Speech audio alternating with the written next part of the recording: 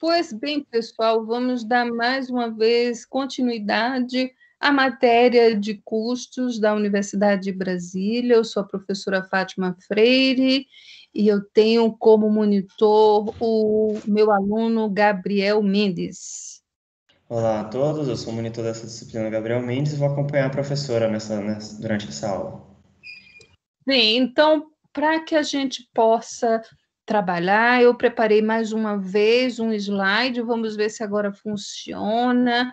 Então, o slide que eu vou apresentar é sobre o RKW.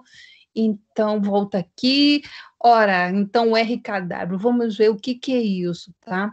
O RKW é a sigla de uma palavra, ou de várias palavras em alemão. Eu não sei falar em alemão, mas ela está aqui na tela. E se a gente fosse traduzir, seria Conselho de Curadores para a Eficiência Econômica da Alemanha ou rateio por redução escalar. Ele também é sinônimo de método de custeio pleno, né? Surgiu na Alemanha no começo do século XX e foi criado em uma época onde a determinação de lucro era feita pelo governo. Então, o governo alemão controlava o lucro das empresas e daí então determinava aí qual era a margem de lucro de cada um deles. O método ficou caracterizado por sua aplicação ser possível somente em economias centralizadas ou com produtos absolutamente monopolísticos. Então, vocês podem encontrar também mais informações no livro do Eliseu Martins sobre contabilidade de custos. Ora, quais são os pressupostos básicos do RKW? A finalidade da contabilidade de custo é a definição e o fornecimento do preço de venda. Então, essa era a ideia, não é, que se tinha sobre o RKW, não é? Quem trabalhou com a RKW, então, imaginava dessa questão, né, do preço de venda. E também, gente, a outra coisa que se pensava aí em relação ao RKW, que é uma variação do sistema de custeio por absorção integral. Então, a gente vai ver muita semelhança com o método custeio, né, por absorção. Apropria os produtos também todas as despesas. Então, a diferença está exatamente nisso. Enquanto o método custeio por absorção, você coloca os custos aos produtos, no RKW, além dos custos, você também vai incorporar os produtos às despesas. É apresentado através da criação de centros de custos determinados de acordo com o organograma. Então, a gente tem uma aula aí sobre departamentalização, centro de custos, o RKW também pode utilizar, né, os mesmos conceitos. Quais são as vantagens do RKW?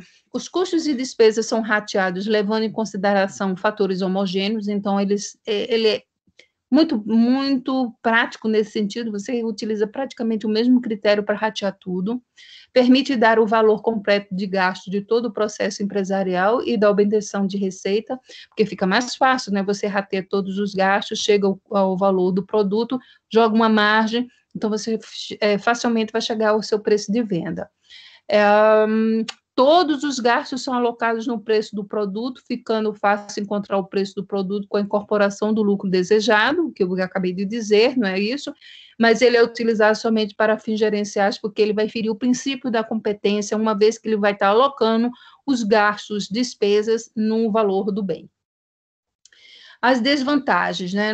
O principal problema do RKW é que o que define o preço do produto são os gastos de fabricação, e essa característica vai de encontro com a forma atual de precificação que é imposta pela economia de mercado. Não adianta você tentar controlar o valor do preço de venda de um bem ou dos custos de um bem se você está num mercado que é extremamente competitivo. Então, o método de custeio RKW não faz distinção entre custos fixos e custos variáveis. Puf, tudo vai jogar, né, lá dentro do produto e não vai saber qual é aquele que é sensível à quantidade produzida ou não. Fere o princípio da competência, como eu já falei anteriormente, pois apropria despesas aos produtos. Ora, quais são as críticas? A margem de lucro era estabelecida pelo governo para se ter o preço final. Então, a gente sabe que na Alemanha tentou, né, controlar provavelmente o preço dos bens, o lucro das empresas para que não tivesse inflação. Nós vimos isso também no Brasil na década de 70, o governo controlava principalmente o preço de determinados commodities, como o petróleo, né, preço do combustível, preço do café. Então, existia essa preocupação, uma vez que o governo queria controlar a inflação. No regime de concorrência imperfeita, isso era impraticável. Por quê? Se você tem uma concorrência imperfeita, aí você vai ter também a questão do capitalismo, e isso daí é impossível de você praticar. Você pode controlar o preço dos seus produtos, mas você também tem outras variáveis que vão interferir no preço do bem. Então, se eu comercializo um produto, ou na verdade eu fabrico um produto, ele tem matéria-prima, se essa matéria-prima é importada, se a matéria-prima faltar, então a gente sabe que quem define o mercado é o quê? O próprio mercado, né? Quem define o preço do bem é o mercado. A demanda também influencia. Se eu tenho poucos produtos e eu tenho uma demanda muito grande, o preço do produto tenderá a aumentar. Se eu tenho escassez do produto, também tenderá a aumentar o preço de venda do meu bem. Então, são as principais críticas da época que surgiu, né, o RKW. Agora vocês vão ver aí um processo de custeamento do RKW, como é que funciona.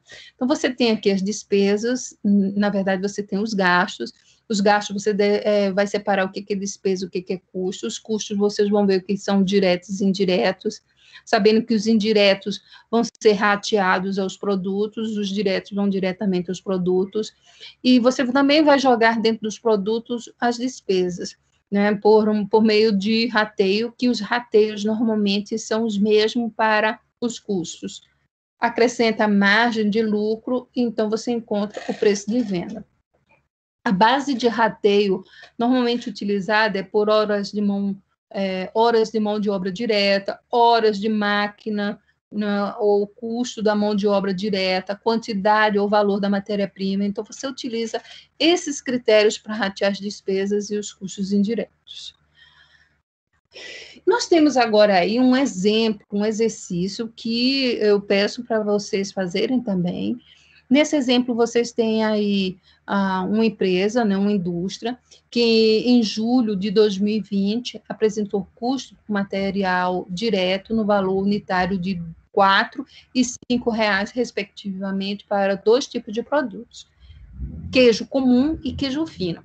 O custo unitário com mão de obra direta no valor de R$ 2,00 para o queijo comum e R$ 6,00 para o queijo fino. E ainda teve os custos fixos e, ao mesmo tempo, gerais de produção, aí eu chamo aí os custos indiretos de fabricação, no período, no total de R$ 20 mil. As despesas gerais e fixas da empresa foram de R$ 1.000. Sabe-se que a empresa produziu, no mês, 6.000 unidades do queijo comum e 4.000 unidades do queijo fino. Para obter o valor do custo da produção do período pelo método custeio por absorção e pelo RKW, dependendo dos conceitos utilizados, os custos gerais de fabricação e despesas gerais foram rateados aos produtos, levando em consideração os custos variáveis totais dos produtos fabricados no mês de julho. E eles também tiveram o seguinte preço de venda: para o queijo comum, R$ 15 mil, e para o queijo fino, R$ 20 mil. O que eu peço? Eu peço que vocês calculem o custo total e o custo total unitário pelo método custeio por absorção, RKW, variável, não é isso, do queijo comum e queijo fino.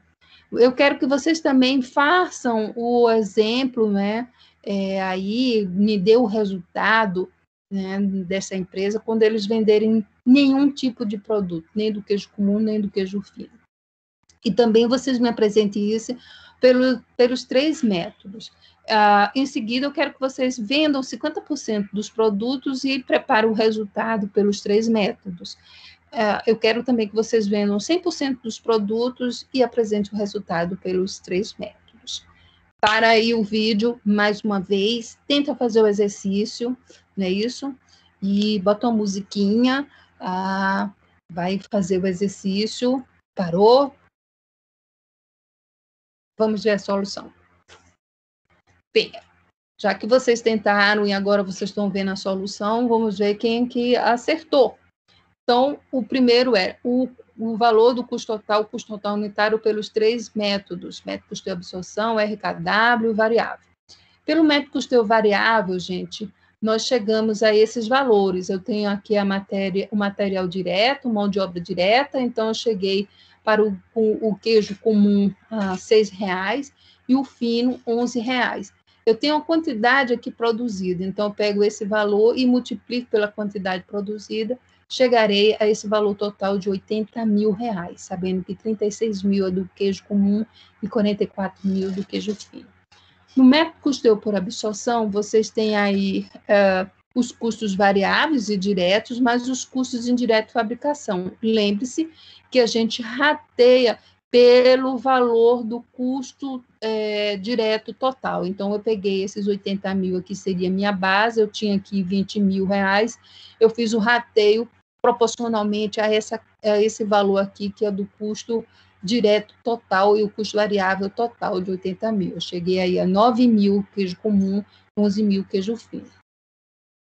E aí eu também tenho o meu custo indireto de fabricação unitário, não é isso? Que eu peguei esses valores aqui, dividi pela quantidade produzida, então chega a 1,50 e a 2,75. O meu custo total vai ser o somatório do custo direto mais os custos indiretos, então vou ter 45 mil para o queijo comum e 55 mil para o queijo fino. E o custo total unitário é só pegar esses valores aqui do custo total, dividir pela minha quantidade produzida, eu chegarei a 7,50 para o comum e 3,75 para o fino. Agora, no RKW, o que diferencia de cada um desses daqui é que eu vou acrescentar as minhas despesas. Eu coloquei aqui minhas despesas fixas. Como eu sei que era R$ 1.000 e o meu critério de rateio foi o mesmo do critério de rateio dos custos indireto de fabricação ou os custos fixos, não é isso? Que é pegar o custo variável total, o custo direto total e proporcionalmente eu vou ratear esses R$ 1.000. Então, deu 450 para o comum e 550 para o fino. Ora, então, meu gasto total, porque eu estou utilizando o conceito de gasto total, porque são os custos e despesas juntas, então, eu vou ter aqui 45.450 para o comum e 55.550 para o fino. Então, o meu gasto total unitário é só pegar esse meu gasto total, dividir pela minha quantidade produzida, então eu chego a 7,58 para o comum e 13,89 para o fino. Então, aí eu já tenho a resposta, né, do meu custo total unitário pelos 3 métodos. Sabendo que no método custeio variável eu só tenho custos variáveis, pelo método custeio absorção eu tenho os custos diretos e indiretos, fixos ou variáveis, eu vou somá-los, né, e aí eu tenho o valor total, e pelo RKW eu tenho tanto os meus custos diretos e indiretos, fixos ou variáveis, mas as despesas. Então, aqui, nesse método do RKW, né, ele é também utilizado para fins gerenciais, porque também ele está incorporando despesas aos produtos, aí você fere o princípio da competência. Diferentemente do método custeio variável, também fere o princípio da competência, mas nesse caso aqui, ele não inclui nos produtos os custos, porque você deveria incorporar antes deles serem vendidos. E aqui você está incorporando no RKW as despesas, e as despesas elas já ocorreram e não deveria fazer parte do estoque, né, dos produtos. Então, isso aqui é apenas para fins gerenciais, e é muito bom, porque se você souber aqui qual é o valor do meu custo total, do meu gasto total, eu tenho com maior facilidade condições de dar uma margem, né, de lucro mínima, né, já que eu tenho todos os custos e todos os gastos incorporados aos produtos. Bem, e aí eu tenho também o resultado, né, do exercício, foi quando eu vender nenhum produto, quando eu vender 50% e quando eu vender 100%. Então, vocês têm a DRE pelo método custeio variável, que o resultado vai dar 21 mil de prejuízo, Óbvio que você vai colocar as despesas e os custos, não é isso? Pelo método custo-absorção, vocês vão ter um prejuízo somente de R$ 1.000, uma vez que as despesas vão ser colocadas aqui e todos os custos ainda estão estocados. E pelo RKW, eu não tenho nenhum prejuízo, porque todos os meus gastos vão estar estocados. Então, aqui eu fero o princípio da competência, uma vez que eu deveria ter despesas, não é isso? E no método custeio variável também eu firo o princípio da competência, porque eu coloquei os custos como despesas do período e eles deveriam estar estocados. Quando eu vender 50% dos produtos, olha só, pelo método custeio variável, eu vou ter um lucro operacional de 24 mil, pelo método absorção, vou ter um lucro de 34 mil, e pelo RKW, vou ter um lucro de 34.500. Tá? Então, eu tenho aí diferenças também, não é isso? Porque eu tenho produtos estocados. Se eu fizer pelo método de custeio variável, vendendo 100% dos meus produtos, eu vou ter um lucro operacional de 69 mil, pelo método custeio absorção também 69 mil, e pelo RKW também 69 mil. Por que isso? Porque tudo que eu produzi no período, eu vendi. Se eu tivesse com produtos estocados, eu teria que me lembrar também do princípio de avaliação dos estoques, PEPS, UEPS, média ponderada. Então, teria também que analisar essa situação. Mas, como eu não tinha nenhum produto estocado, tudo que eu produzia eu vendi, então, qualquer um dos 3 métodos, o resultado vai ser o mesmo. Se eu também tivesse aqui utilizado PEPS, UEPS e média ponderada, também o resultado seria o mesmo, daria também 69 mil. Então, por isso que nos exemplos anteriores, como eu fiquei com produto estocado, eu tenho resultados diferentes. Tá? Então, pessoal, eu tenho aí um exercício número 2, que eu vou deixar para vocês fazerem, tá?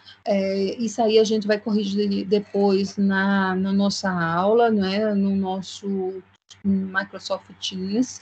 Eu deixo para vocês, a gente discute na próxima aula, tá bom? Então, para todos, desejo um bom estudo e eu vou voltar agora, vou tentar aqui voltar para minha sala virtual aqui. Deixa eu ver, gente, se eu consigo, tab, né? Volta agora, interrompa o meu slide, eu quero ver, porque eu quero que vocês vejam o meu rosto e o rosto do Gabriel, que a gente vai desejar um bom estudo, não é isso, Gabriel? Muito obrigado, é isso mesmo. Então, bom estudo a todos.